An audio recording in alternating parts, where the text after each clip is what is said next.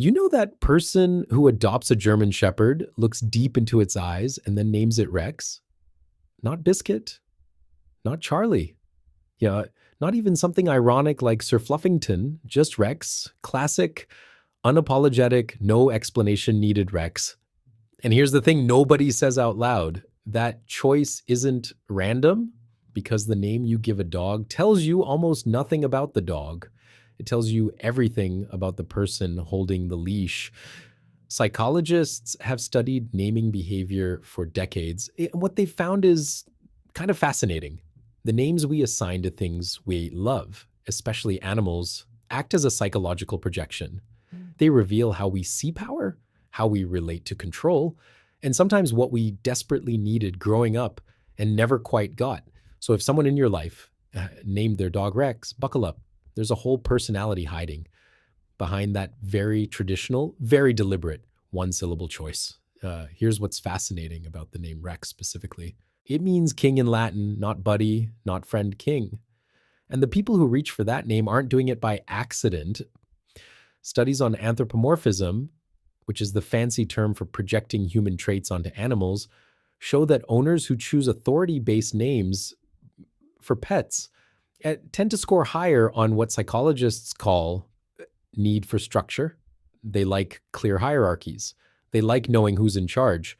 The irony, of course, is that their king is currently eating something off the sidewalk that nobody wants to identify, but the impulse is real and it runs deep. Research published in the Journal of Personality and Social Psychology found that people with a high need for cognitive closure, meaning they prefer definitive answers over ambiguity, are significantly more likely to make traditional, culturally legible choices in naming. Rex is the opposite of ambiguous. It doesn't require explanation. Everyone knows what a Rex is. And for certain personalities, that clarity is almost physically satisfying, and they're not being boring. Their brain is doing exactly what it was wired to do. Like, what's particularly interesting is how this plays out across different age groups and cultural backgrounds.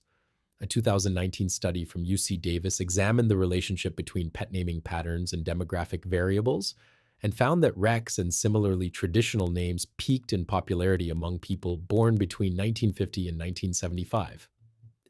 This generation experienced significant social upheaval and uncertainty during their formative years. The Vietnam War, the Cold War, economic volatility, these things leave marks. And when those people became adults with the autonomy to make their own choices, they gravitated toward names that felt solid, unchanging, rooted in tradition. It wasn't just about dogs. The same cohort showed preferences for classic car models, traditional home aesthetics, and straightforward career paths. They were building scaffolding against chaos. A dog named Rex was part of that project. It was a small act of order making in a world that had felt too unpredictable. The research also reveals something fascinating about how different personality types approach naming entirely differently. People who score high on openness to experience, the big five trait associated with curiosity and creativity, tend to choose unusual, playful, or invented names. They're naming their dog Kai or Luna or something they made up themselves. But people who score high on conscientiousness, which is associated with organization and tradition, are the ones gravitating toward Rex, King, Duke, and other authority-laden classics. And here's the thing, these aren't just statistical quirks. They reflect fundamental differences in how brains process information and make decisions. The conscientious person choosing Rex is doing exactly what their cognitive architecture predisposes them to do. They're not suppressing an inner desire for creativity. They're genuinely satisfied by the name Rex in a way that someone else might not be. Now, let's be honest, there's a nostalgia element here that's impossible to ignore. Right? Rex isn't a name that was invented yesterday. It's the name of like every cartoon dog, every black and white TV sidekick, every fictional German shepherd who saved the day before the credits rolled.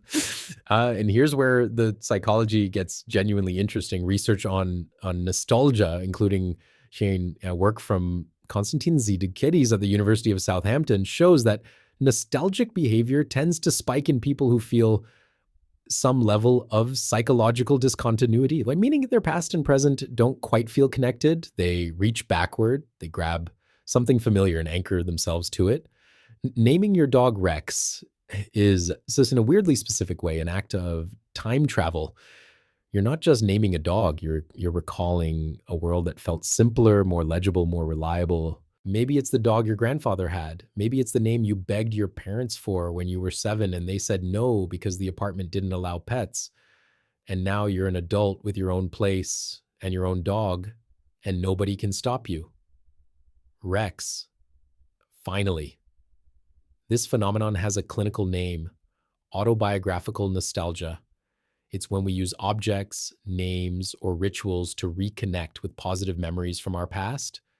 And it's not escapism in the pejorative sense, it's actually adaptive. Studies show that nostalgic reflection, when done healthily, correlates with improved mood, stronger sense of identity, and even better relationship skills.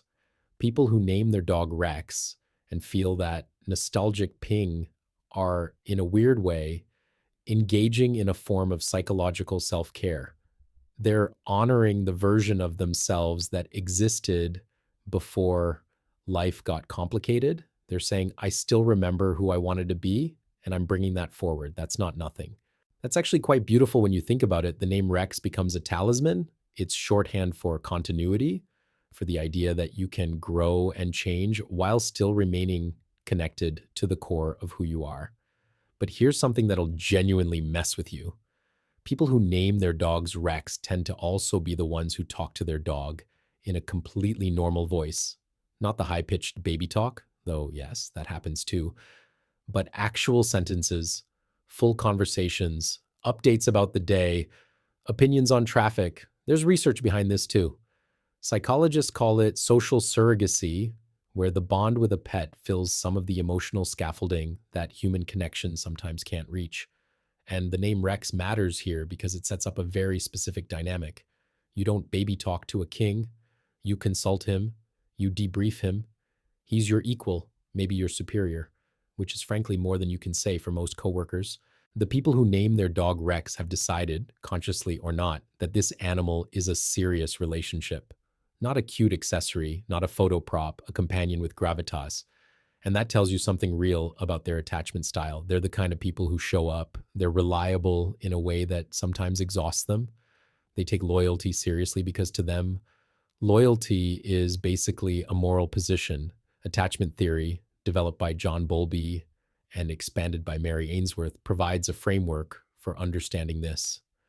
People with secure attachment styles tend to form healthy bonds with pets because they've internalized the template for secure relationships from their early caregivers. They don't need their dog to provide validation or fill a void. They appreciate the dog as a separate being with its own needs and personality. That name, Rex, reflects that respect. It's not infantilizing, it honors the dog's autonomous existence. Interestingly, people who choose Rex also tend to be less likely to project their own emotional needs onto their pets in unhealthy ways.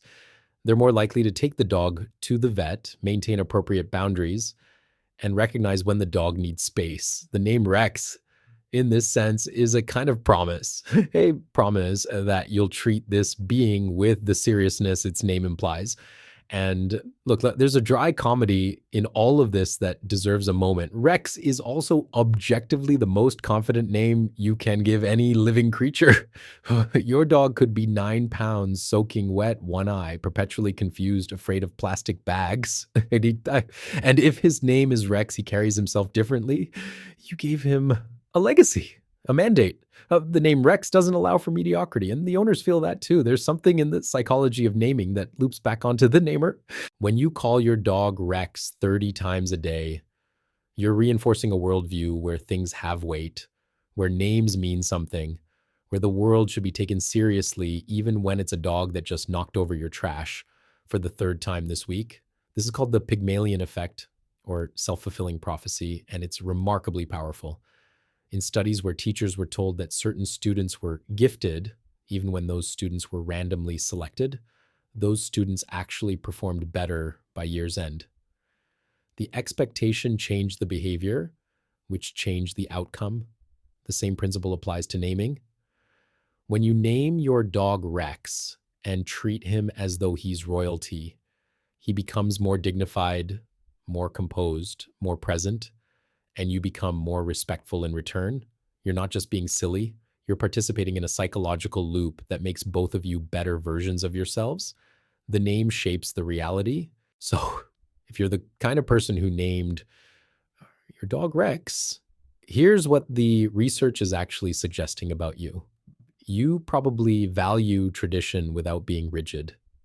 You're likely more emotionally invested in your relationships than you let on. You've got a healthy streak of control preference wrapped inside genuine warmth. And somewhere in your past, there's a simpler version of life you still feel quietly loyal to, which honestly, that's not a flaw. That's just being a person who knows what they want and isn't embarrassed about it. Tell me, what did you name your dog? And was I right?